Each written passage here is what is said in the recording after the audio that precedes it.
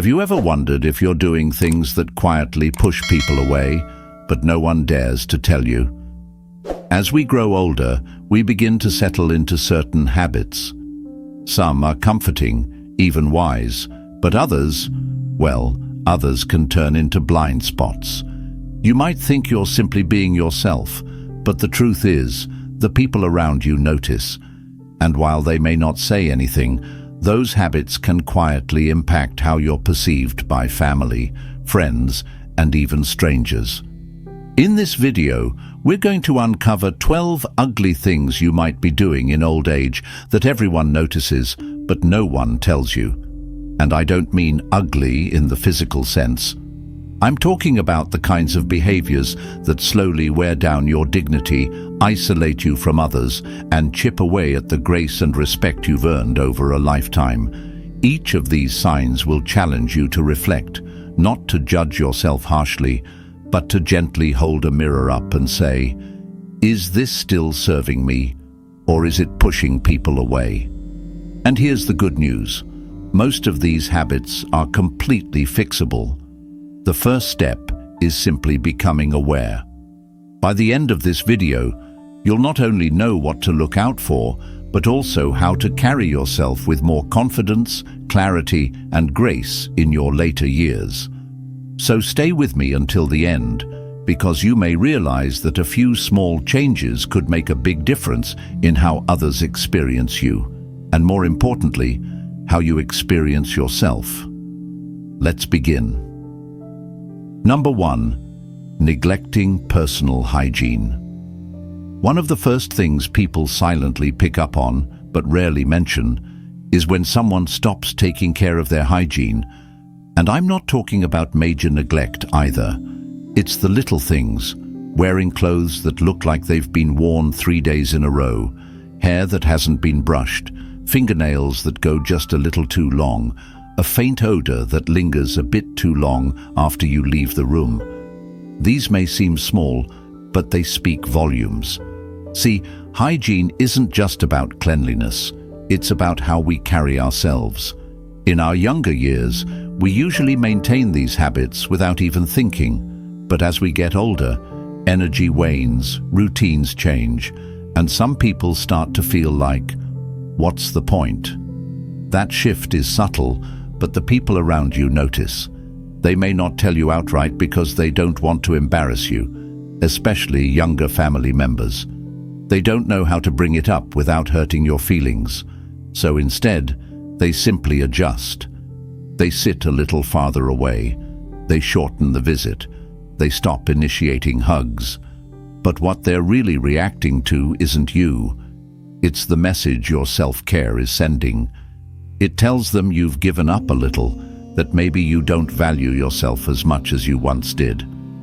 And here's the part no one says out loud. When you stop taking care of yourself, people unconsciously stop treating you with the same level of warmth and respect. Now, this doesn't mean you have to dress like a fashion model or wear cologne every day, but a fresh shirt, clean hair, and trim nails go a long way. They tell the world, I'm still here, I still care, I still respect myself and you. The truth is, people respond to your energy before they respond to your words, and hygiene is one of the clearest reflections of that energy. When you take care of yourself, it quietly invites others to treat you with kindness, closeness, and dignity, and that's a message worth sending. Number 2. Speaking without a filter. As we age, something curious tends to happen. The inner voice that once said, maybe don't say that out loud, gets a little quieter, and sometimes disappears altogether. You start speaking your mind more freely, maybe even proudly thinking, I've earned the right to say whatever I want.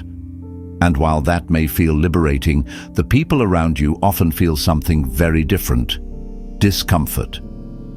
You see, there's a fine line between honesty and bluntness, and over time, if you find yourself saying things that make people pause, shift in their chairs, or avoid eye contact, it might be a sign that what's coming out isn't just truth, it's harshness.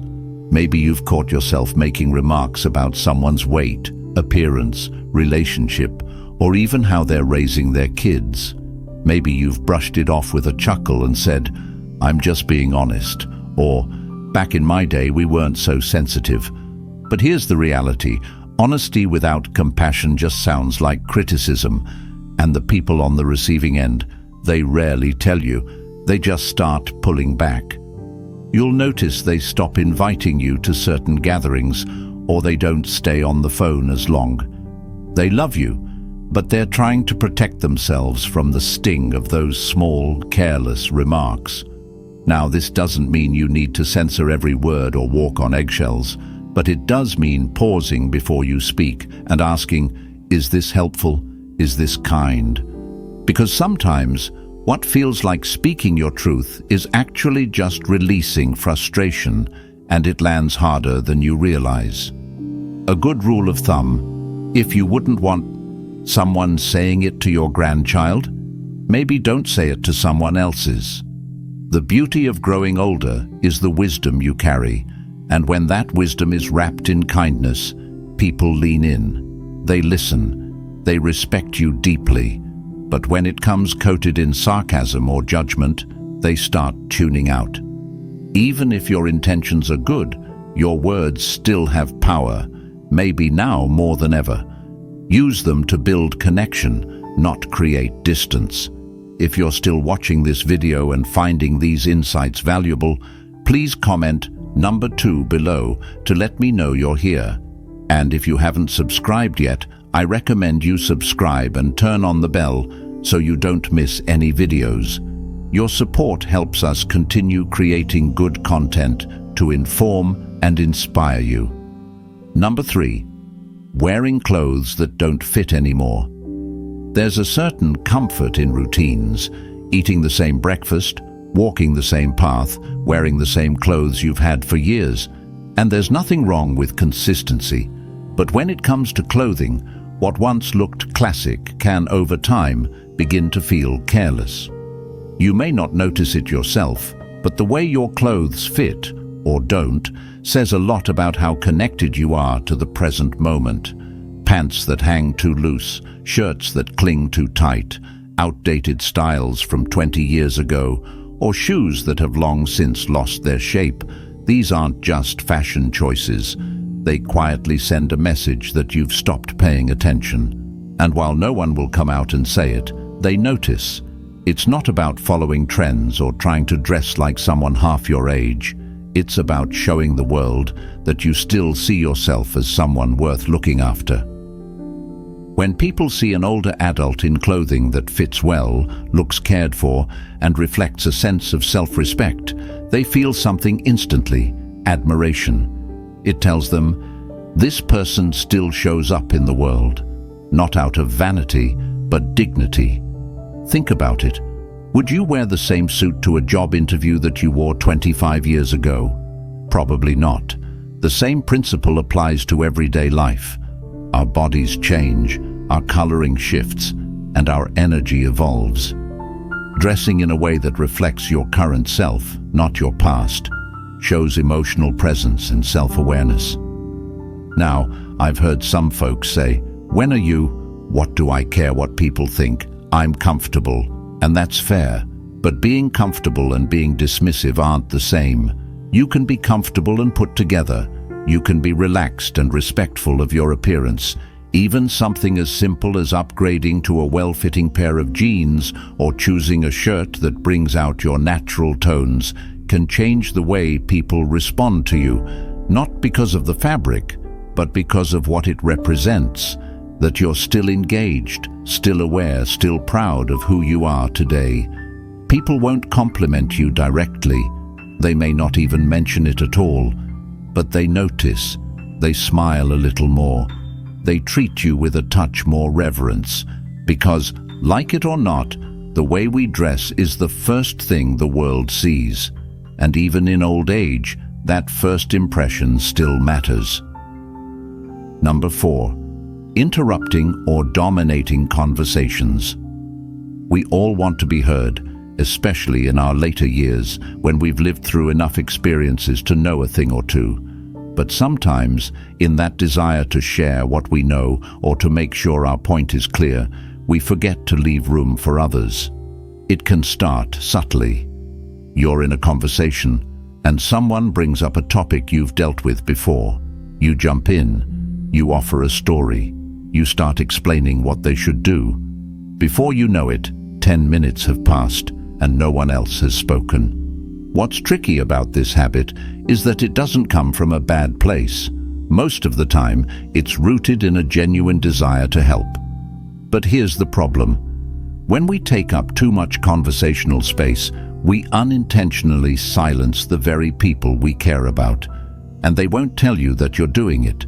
Instead, they'll start drifting away. They'll stop calling as often. They'll keep conversations shorter. You'll feel the distance, but you won't always know where it came from. People want to feel seen and heard, not lectured.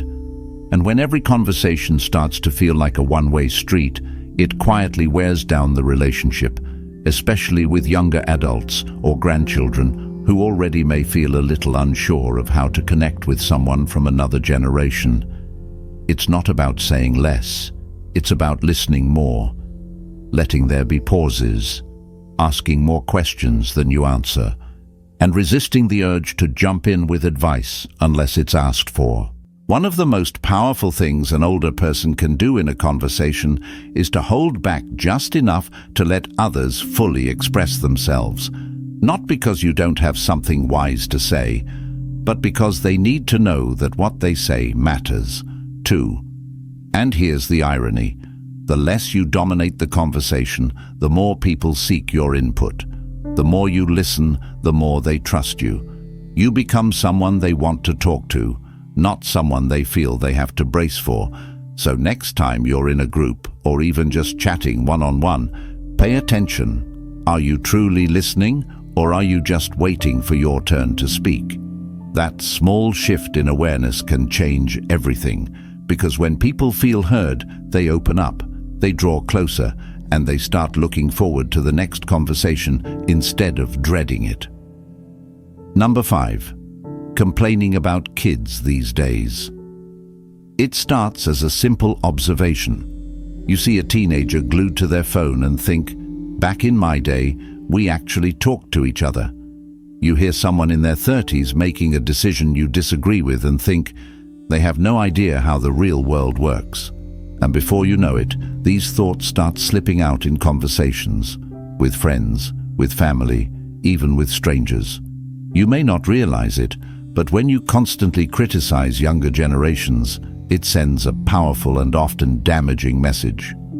It tells the people around you, especially your children and grandchildren, that you're not interested in understanding them, that you're stuck in a time that no longer exists. Now here's the uncomfortable truth. Every generation thinks the one coming up behind them is missing something. That's nothing new. But when that criticism becomes your default, it doesn't make people see you as wise, it makes them see you as bitter. You might mean it as a joke. You might think you're just pointing out the obvious. But to the people hearing it, especially those under 50, it often feels like rejection, like you're dismissing their entire world, their values, their way of life. And the result? They stop opening up. They keep things light. They avoid deeper conversations because they're bracing for judgment. Even when they love you, they start keeping a part of themselves at a distance. Now that doesn't mean you have to agree with everything younger folks do. It doesn't mean you have to embrace every new trend or idea. But what it does mean is choosing curiosity over criticism, asking instead of assuming. When you shift from saying, "These kids today have it easy," to asking, "What's it like trying to find your way in this world?" Now you open the door to connection. You create space for dialogue, not division. Remember, your value doesn't come from comparing the past to the present. It comes from bridging them, from being the steady hand that reaches across generations, not the voice that shouts from behind. And believe it or not, when younger people feel respected by you, they listen more. They ask questions. They come to you, not because they have to, but because they want to. You become not just the elder in the room, but the one they admire, trust, and turn to. Not for lectures, but for wisdom that listens first, then speaks. That's real influence, and it starts with letting go of the need to be right about how it used to be, and leaning into who you can still be right now. If you're still watching this video and finding these insights valuable, please comment number 5 below to let me know you're here. And if you haven't subscribed yet, I recommend you subscribe and turn on the bell so you don't miss any videos. Your support helps us continue creating good content to inform and inspire you. Now let's move forward. Number 6. Ignoring modern etiquette. There's a kind of social awareness that often goes unnoticed until it's not there. Things like speaking loudly on your phone in public, standing too close in line, or playing a video without headphones in a waiting room. Small behaviors, sure, but they can have a big impact on how others perceive you. Now, these things might not have been a big deal decades ago. Back then, people were more tolerant of loud conversations or unexpected behavior. But times change, expectations shift, and what used to be considered harmless now makes people quietly uncomfortable.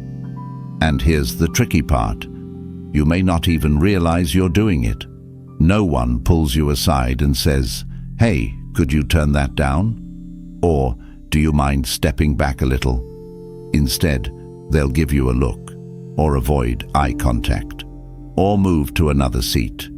It's not personal, but it is real.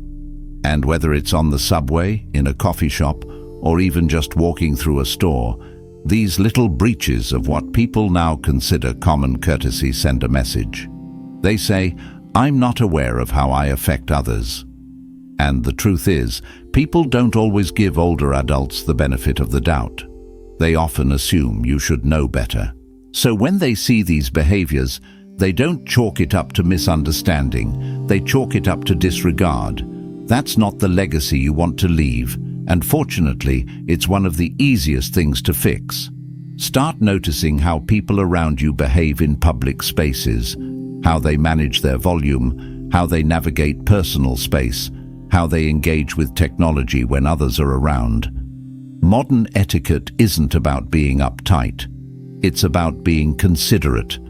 It shows that you're still tuned into the world, still engaged, still aware of the impact you have on others. And that awareness? It builds respect.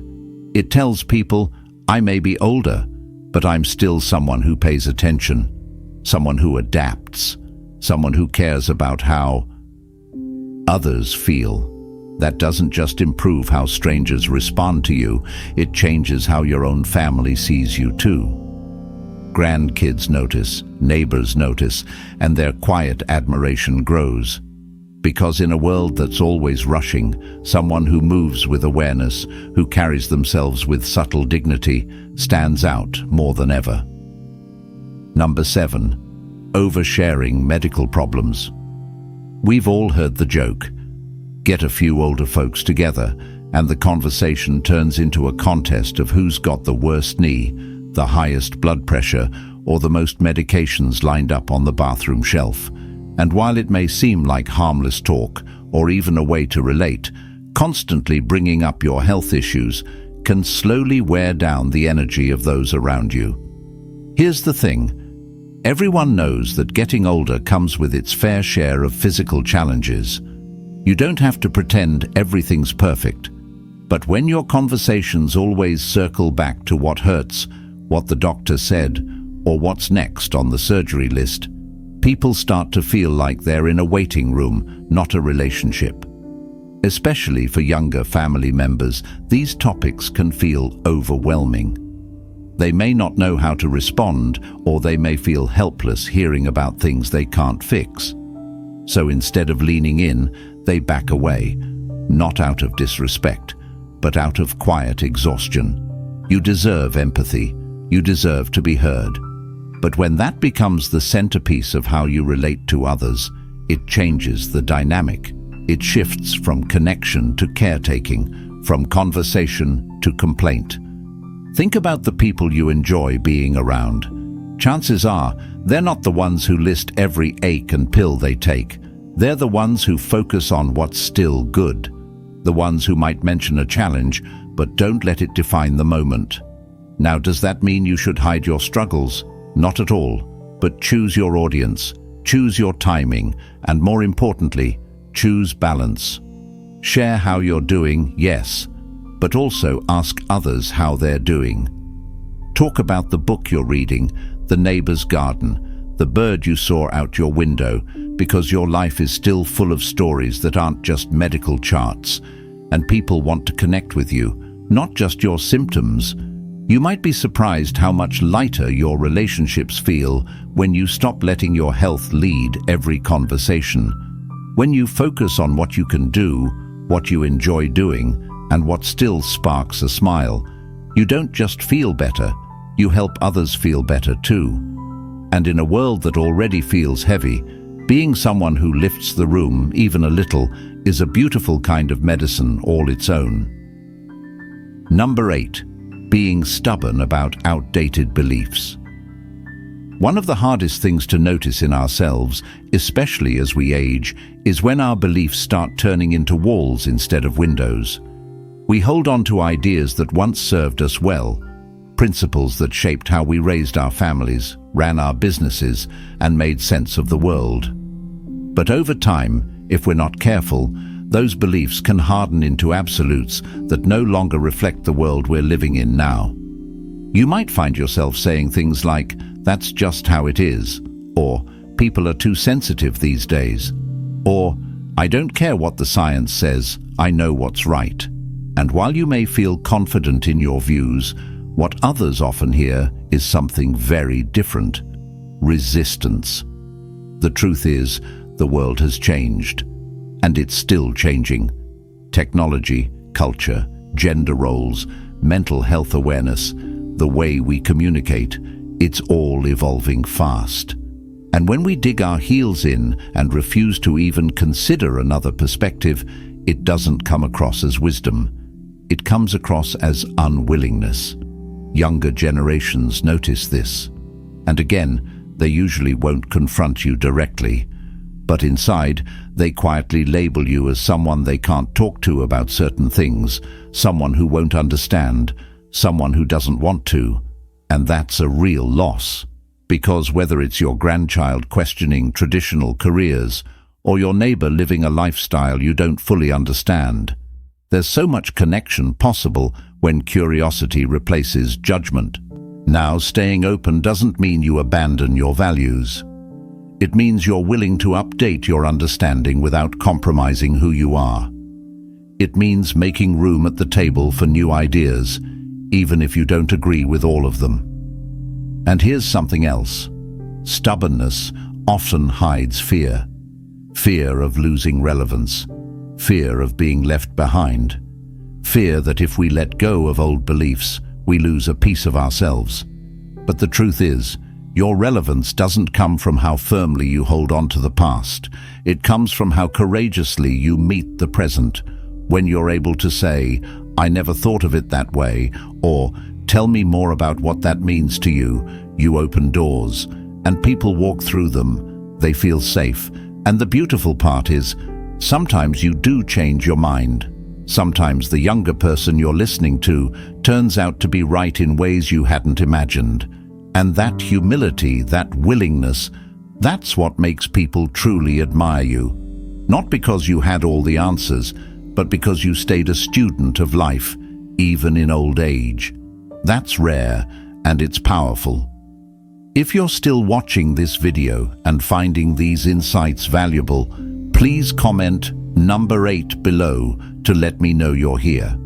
And if you haven't subscribed yet, I recommend you subscribe and turn on the bell so you don't miss any videos. Your support helps us continue creating good content to inform and inspire you. Now, let's move forward. Number 9. Walking or moving without awareness of space. As we age, our pace changes. We slow down a little. We might feel less steady or more cautious with our steps. And that's completely natural.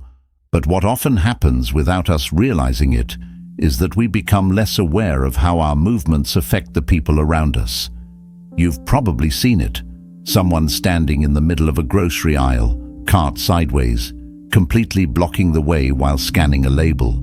Or someone stopping suddenly in a busy walkway, lost in thought.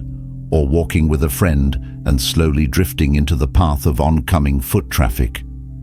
Most of the time, these things happen without bad intent. You're not trying to be inconsiderate. You're simply focused on your own task.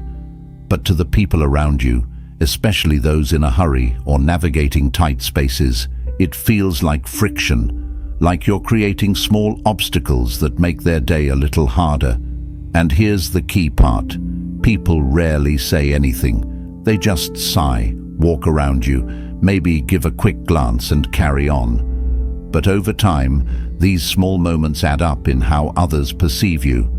They might start to see you as that person who's always in the way, or they may silently decide to avoid situations where they'd have to walk beside you, shop with you, or navigate public spaces together, not because they don't like you, but because they feel like they have to manage you.